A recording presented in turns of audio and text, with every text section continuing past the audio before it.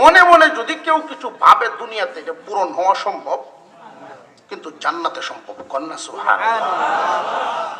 বান্দা তুমি মনে মনে কল্পনা যা করবা আল্লাহ তাও পূরণ করে দিবেন। মার্কেটে যাবে জান্নাতি, স্বর্ণের পুতুল বানায় রাখবে, দেখছেন না বড় বড় আমির কমপ্লেক্সের মতো, আলহামরার মতো বড় বড় মার্কেটের মধ্যে এখনো পাওয়া যায় পুতুলের মধ্যে শাড়ি বিন্দায় রাখছে। আমি সর্বপ্রথম যখন ঢাকা গেছি গিয়ে এই পুতলামার মানুষের সাথে টাক্কর খাইছি, খাইয়া আমি তো ব্যাক কল্পনা, এই পুতুল আমি জীবনের হইলা দেখছি, কল্পনাও করছি না যে এরকম বানাইতে পারে মানুষ। প্রথম যখন দেখছি টাক্কর লাগিয়া ভাবছি রে এখন কি কয় না কয়, টুফিও মাথা হুজুর মানুষ জানিয়ে শূন্য ব্যক্তির সাথে টাক্করটা লাগছে, লজ্জা না? আমার সাথে লাগবে কি হয়েছে, আমি তুই যে টাক্কর লাগছে কয়টা ফুতুল, ফুতুলে দিয়া তখন আগ পাইছে আর দূরে দেই, খুব সুন্দর পুতুল। আর যে সুন্দর পুতুল মনে মনে আইতেই পারে যে এরকম সুন্দর একটা বিবি হইতো, আইতেই পারে, কিন্তু এই দুনিয়ার যে আকাঙ্ক্ষাটা এটা বাকি থাকবো, পূরণ হবে না। কিন্তু জান্নাতীরা যখন জান্নাতের বাজারে ঘুরবে, বিভিন্ন জায়গায় স্বর্ণ দিয়া পুতুল বানানো থাকবে, সুসজ্জিত। কোন জান্নাতি যদি মনে মনে ভাবে এটা যদি আমার বউ হইতো, আল্লাহ রাব্বুল আলামিন স্বর্ণের পুতুল রে রুহু দিয়া বউ বানাইয়া পাশে দাঁড় করাবেন, বউয়ে সালাম দেখবো আমার লয়ে যান। আমরা ডরাইতেছি, দুনিয়া না জান্নাত। দুনিয়ার তো এটা আল্লাহ দিছেন না, আমরা ভালার লাগি নই। যদি এই আকাঙ্ক্ষা পূরণ হইতো ভরতে দিনেই দুই আলি হরি আইলো সাথে, আর বাড়িতে লাগলো এক গঞ্জাম। বিবি সাহেব, দুনিয়ার জমিনে আপনার বিবি আরেকজন বিবি হোক সহ্য করবে না, কিন্তু জান্নাতের ভিতরে জান্নাতের সামনের এক ঝর্ণার পানি দিয়ে যে গোসল দিল পরিবর্তন আরেক ঝর্ণার পানি পান করানো হবে। এতে করে ভিতরের হালত দুনিয়াতে যেটা মানে না ওইখানে সেটা মানব। দুনিয়াতে মেনে নিতে পারে না, ওইখানে তার মনের হালত হবে এমন, হুরেরা যত সেবা স্বামীর বেশি করব তার তত ভালো লাগবো। আল্লাহ পাক রব্বুল আলামিন জান্নাতের ভিতরে আপনাকে বানাবেন রাজা, আপনার বিবি হবেন রানী, সমস্ত হুরেরা হবে সকলের চাকরানী। সুবহানাল্লাহ। অনেক মহিলারা এই প্রশ্নটা করেন, এই জন্য এটা বলে দিছে যে আপনারা হুর দিব আল্লাহ, আমরা কিতা দিব, যে হুর আমারও তোমারও। হুর খাদেমা, ঘরের কর্মচারী যদি আপনার খেদমত করে, এই খেদমত কি বিবির খেদমত হয় না? আপনার বাজারের ব্যাগটা এনে দিল, আপনার বাড়ির কাজ কামগুলো করে দিল, এটা তো তারই খেদমত। আল্লাহ পাক রব্বুল আলামিন জান্নাতের ভিতরে আমাদেরকে নিবেন আকাঙ্ক্ষা পূরণ করার জন্য। সেই জান্নাতে যাওয়ার ইচ্ছা আমরা আছে না নাই? কার কার আছে একটু দেখতাম। যারা ঘুমায় তুললে লাভ নেই, গেলাঙ্গা পড়েন নারে তাকবীর।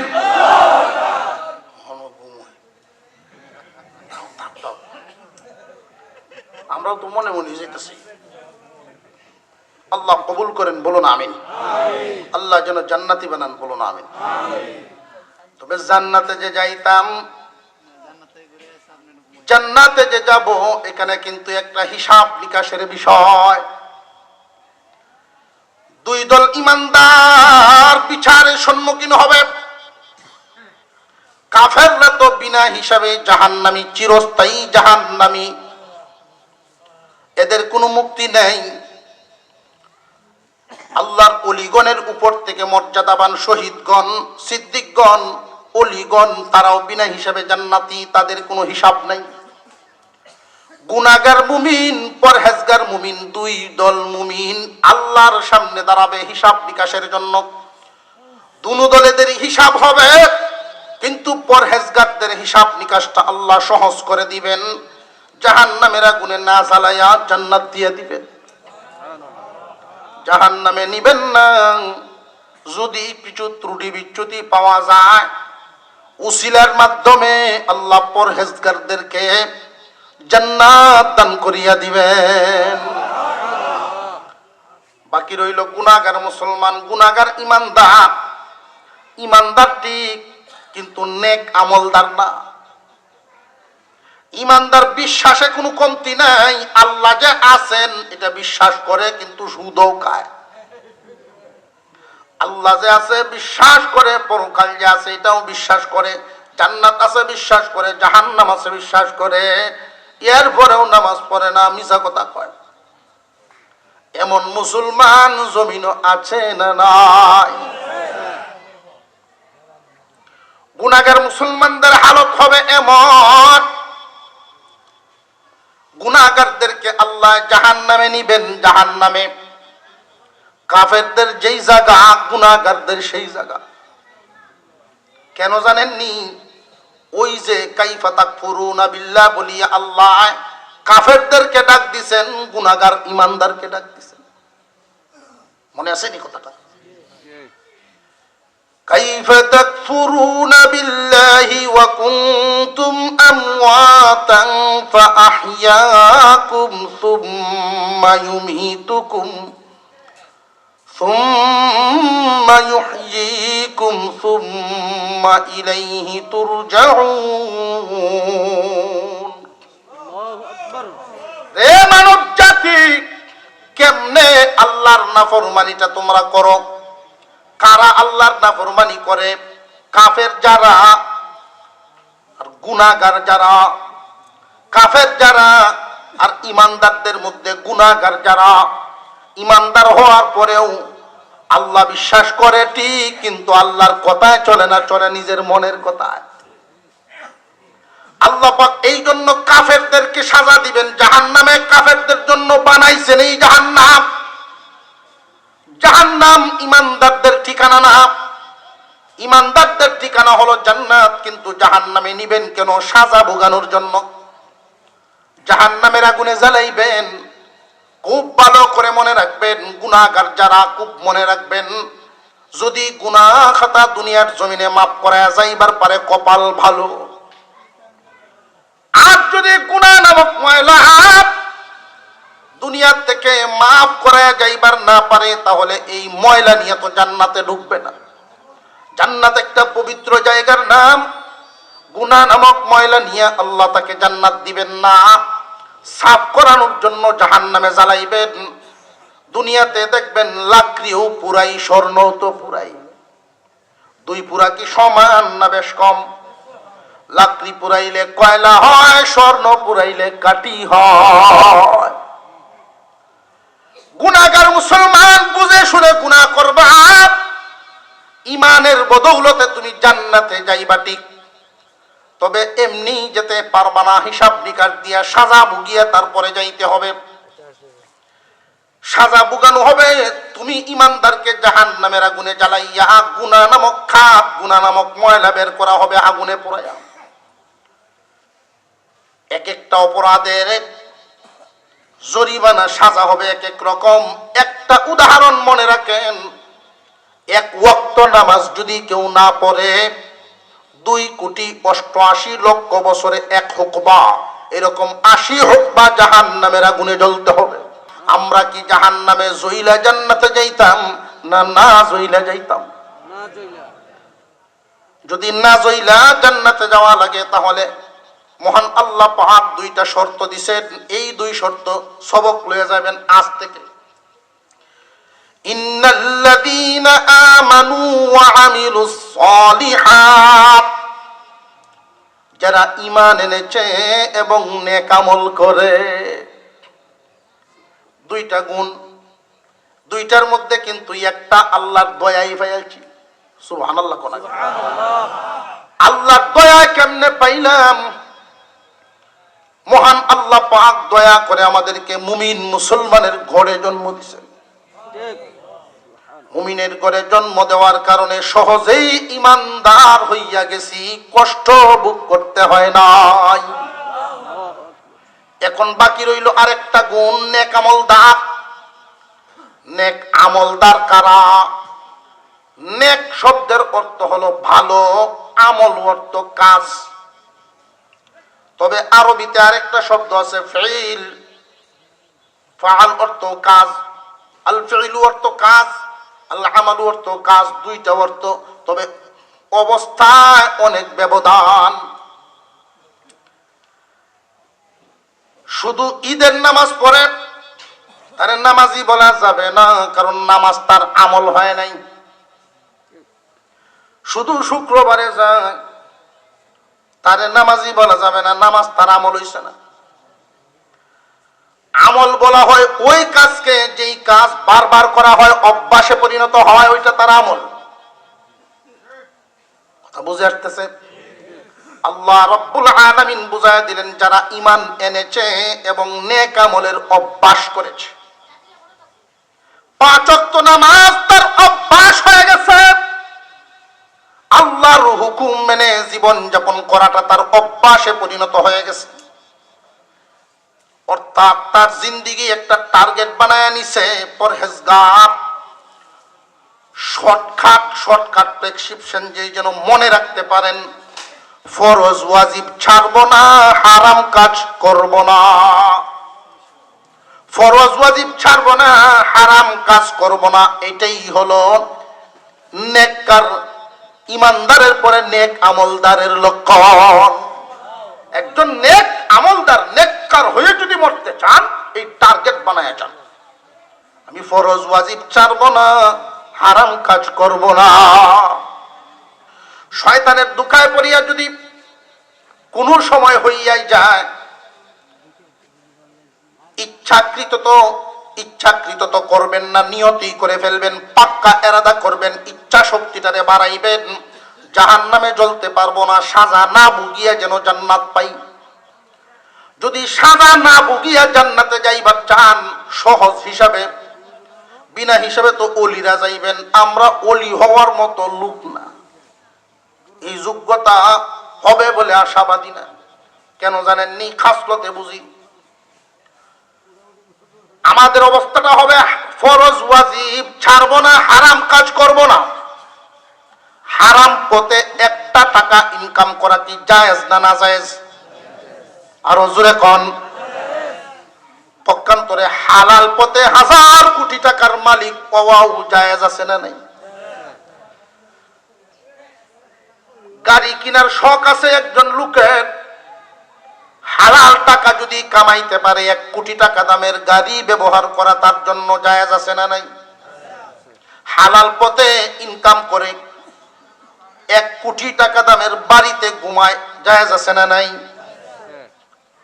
হালাল পথে দুনিয়ার বুক বিলাস করা জায়েজ, কিন্তু হারাম পথে সে যাবে না। আর যারা গুনাহগার, হালাল হারাম বাঁচবে না, ইচ্ছা মতো জীবন চালাইব। পার্থক্যটা বুঝাইছে কিনা? ফরজ ওয়াজিব ছাড়ব না, হারাম কাজ, এইটা তো টার্গেট।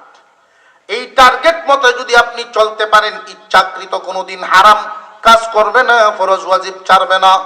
শয়তানের ধোঁকায় পড়ে যদি কখনো অঘটন ঘটিয়া যায়, হারাম কাজ হইয়া গেছে, ফরজ ওয়াজিব ছুইটা গেছে, তওবা করার মাধ্যমে আল্লাহর দরবারে চোখের পানি ছেড়ে যখন কানবে, যখনই এই ছুটাটার কথা মনে হইব, হারামটা বা ফরজ ওয়াজিব ছুটার কথা মনে হইব, গুনার কথা মনে হইনি, বান্দায় কান্দে আর কান্দে। আল্লাহ রাব্বুল আলামিন দুনিয়ার গুনাহ দুনিয়ায় মাফ করার ব্যবস্থা করে দেন।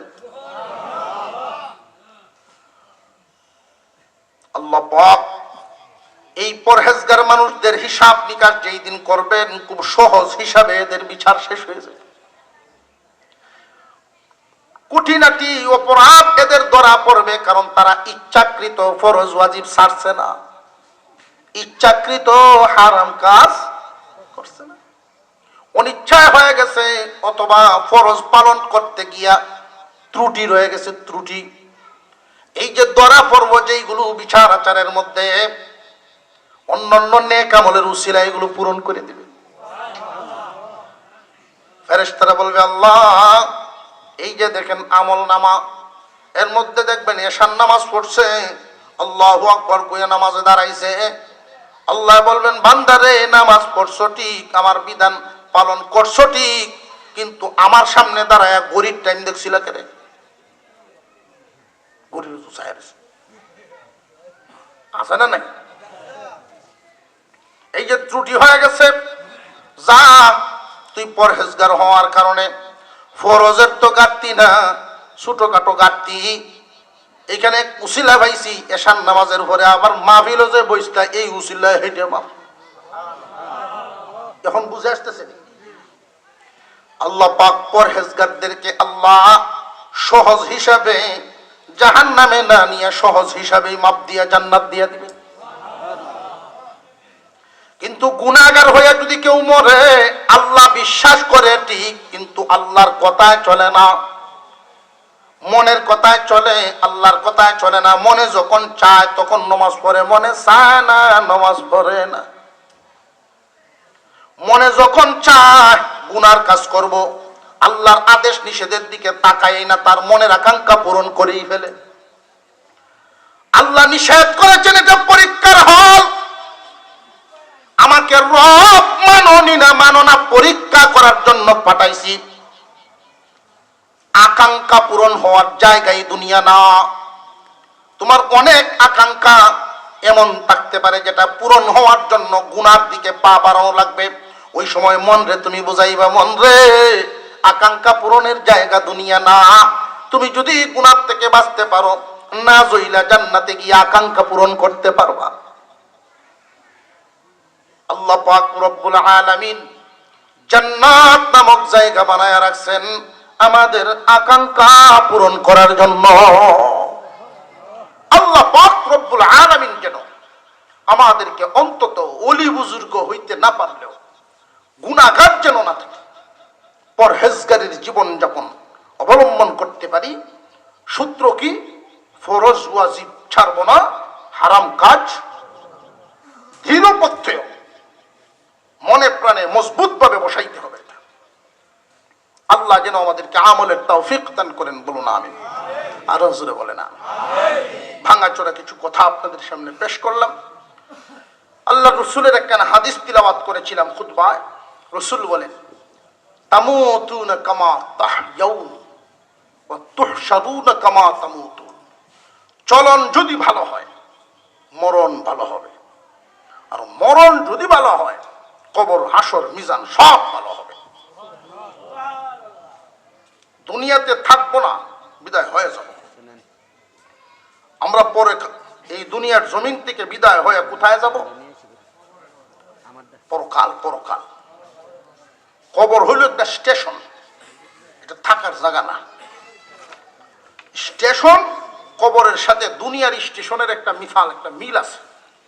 কিরকম মিল দেখেন, আল্লাহ এয়ারপোর্টে যদি কেউ গিয়ে থাকেন কোনোদিন, এয়ারপোর্টের সকল যাত্রীদের, বিমানের সকল যাত্রীদের অবস্থা সমান না।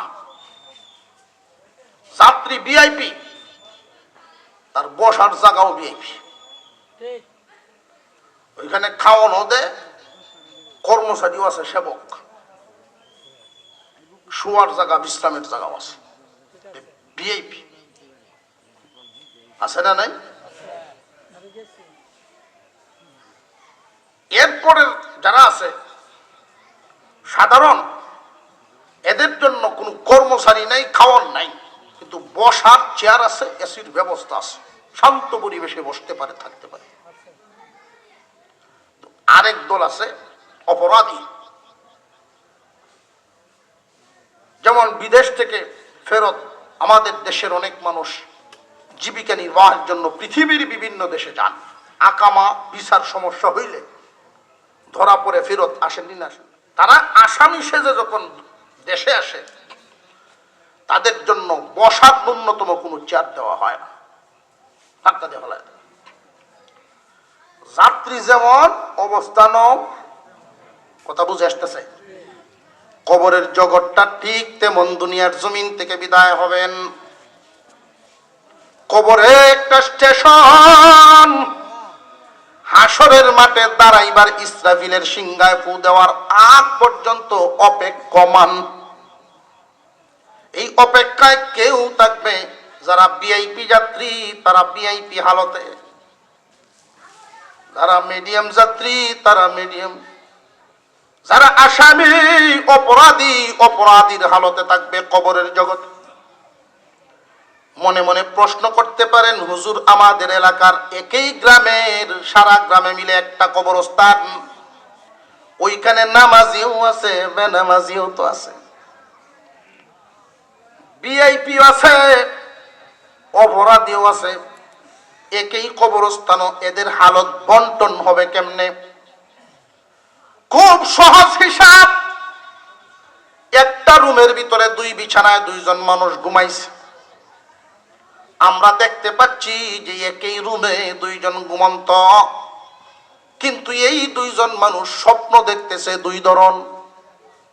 একজনে স্বপ্নে দেখে সাপে তারে দৌড়ায়, বাঘে দৌড়ায়। এই মানুষের স্বপ্নটা কি সুখের না দুঃখের? কি পেরেশান।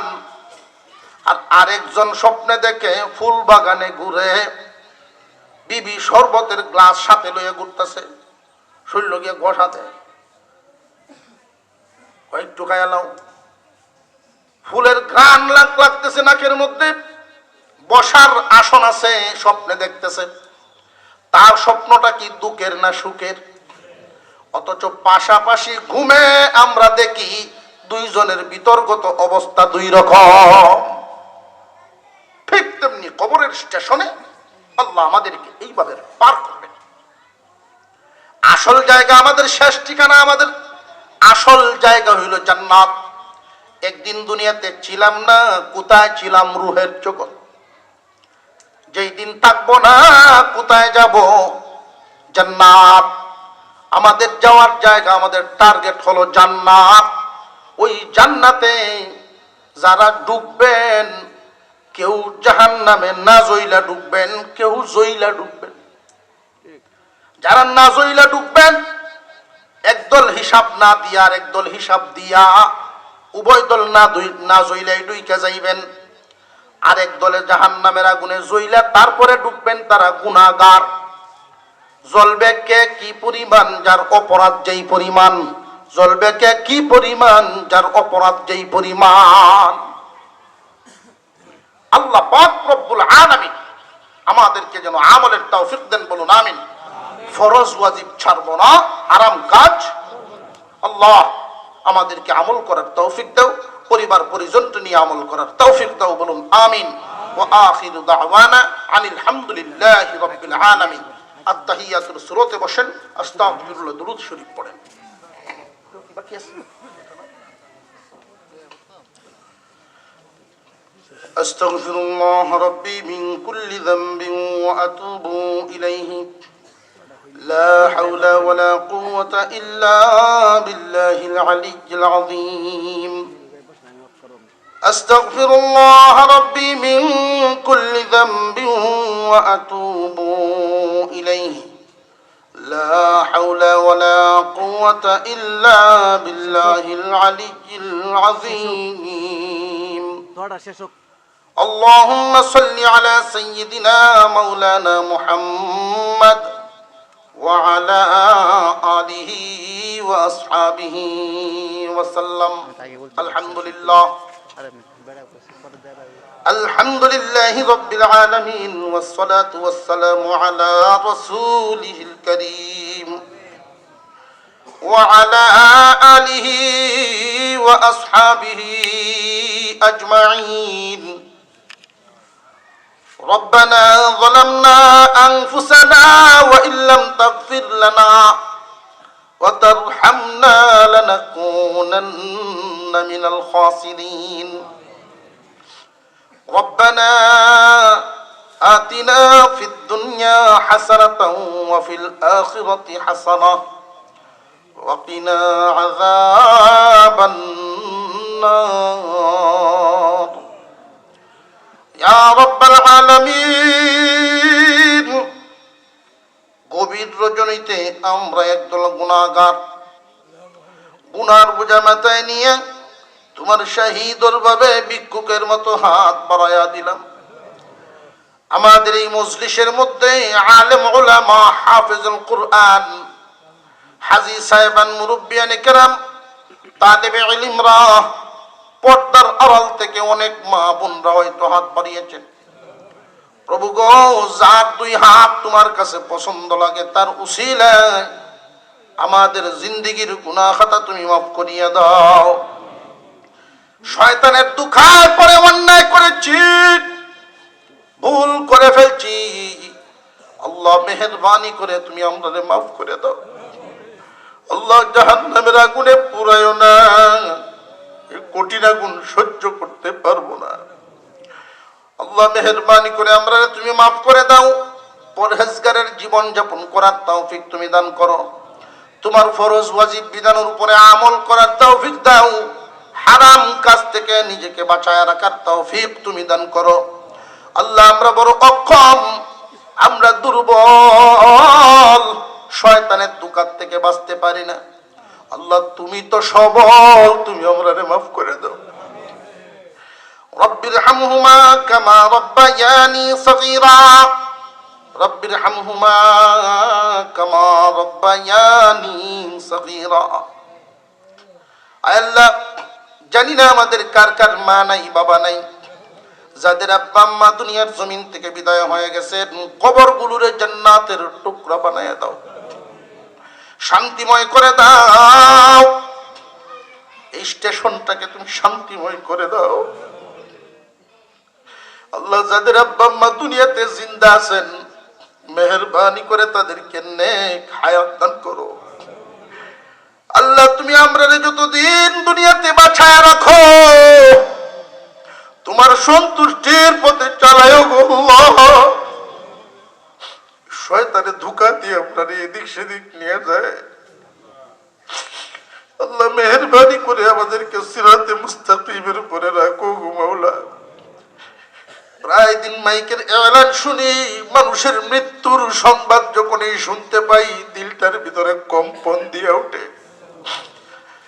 কত মানুষ ছোট ছোট বাচ্চা রেখে সাদের বাড়ি ঘর, বিবি পরিবার সব রাইকা মসজিদের পালকির যাত্রী হয়ে যাইতেছে। না জানি কোন দিন আমাদের কার সামনে আজরাইল এসে হাজির হয়। আল্লাহ তোমার দরবারে দরখাস্ত করি, গুনাহগার বানায়া কাফনের কাপড় পরায়ও না।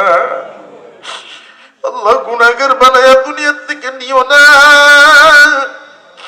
রব্বুল আলামিন যেইভাবে দয়া করে মায়া করে বহু মানুষ থেকে বাঁচাই কইরে তোমার হাবিবের বাগানে নিয়ে ভর্তি করে দিয়েছিলেন। আল্লাহ যেইভাবে আমাদের কোরআন পড়াইছো, তোমার কালাম তিলাওয়াত শিখাইছো, তোমার কালাম পড়িয়েছি আল্লাহ, এই লাইনে তোমার হাবিবের পোশাক আশাক সিরত দিয়ে রাখছো, সুরত তো আছে। আল্লাহ তোমার হাবিবের সুরতের উসিলায় তুমি আমরা সিরাত দান করো, সিরাতে মুস্তাকিম দান করো। রব্বুল আলামিন এই দুনিয়াতে যতদিন বাঁচায় রাখবা তোমার কাছে দরখাস্ত করি, আল্লাহ সুস্থ হায়াত, নেক হায়াত দাও, সুস্থতার সাথে নেক হায়াত দিও। অসুস্থ রোগী বানায়া বিছানায় ফেলায়ও না, অসুস্থ রোগী বানায়া বিছানায় ফেলায়া অন্যের উপরে আমরা তিতা বানাইও না। এই দুনিয়াতে দেখছি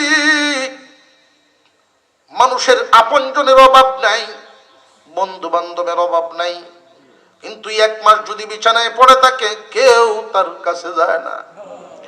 আল্লাহ চলায় ফিরায় নিও, নেককারের মরণ দিও, বদকারের মরণ দিও না, জান্নাতীদের মরণ দিও। আল্লাহ ইমানের সাথে আমলের হালতে পবিত্র অবস্থায় দুনিয়ার থেকে উঠায়ও। লাঞ্ছনা বঞ্চনার মরণ তুমি আমরা দিও না।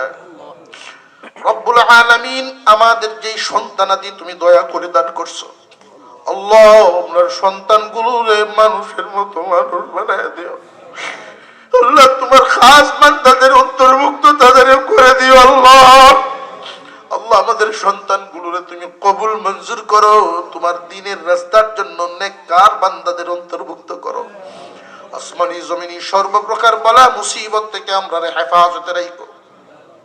ইয়া কাদিয়াল হাজাত, ইয়া দাফিআল বালিয়াত, ইয়া হাল্লালাল মুশকিলাত, ইয়া কাদিয়াল হাজাত, ইয়া রাফিআদ দারাজাত, ইয়া শাফিয়াল আমরাদ, ইশফি মারদানা শিফাআন কামিলা, ইয়া হাল্লালাল মুশকিলাত ওয়াহলুল মুশকিলাতিনা ফিদ দুনিয়া ওয়াল আখিরাহ, ইয়া সাত্তারুল উয়ুব উস্তুর উয়ুবানা ফিদ দুনিয়া ওয়াল আখিরাহ। ربنا آتنا في الدنيا حسنة وفي الآخرة حسنة وقنا عذاب النار وأدخلنا الجنة مع الأبرار يا رب العالمين। আজকের মাহফিলকে কবুল করো। এই মাহফিলে যারা অর্থ দিয়া, শ্রম দিয়া, উত্তম পরামর্শ দিয়া যে যেইভাবে অংশগ্রহণ করেছেন, আল্লাহ যারা দানের হাত বাড়িয়েছেন, তুমি সকলের দিকে রহমতের হাত বাড়াইয়া দাও। আল্লাহ এই মাদ্রাসাকে কবুল করো, মাদ্রাসার সকল জরুরত গাইবি খাজানা থেকে পূরণ করে দিও। তোমার কোন কোন বান্দার মাধ্যমে কি কাজ করাইবা তোমার চাইতে কেউ ভালো জানে না।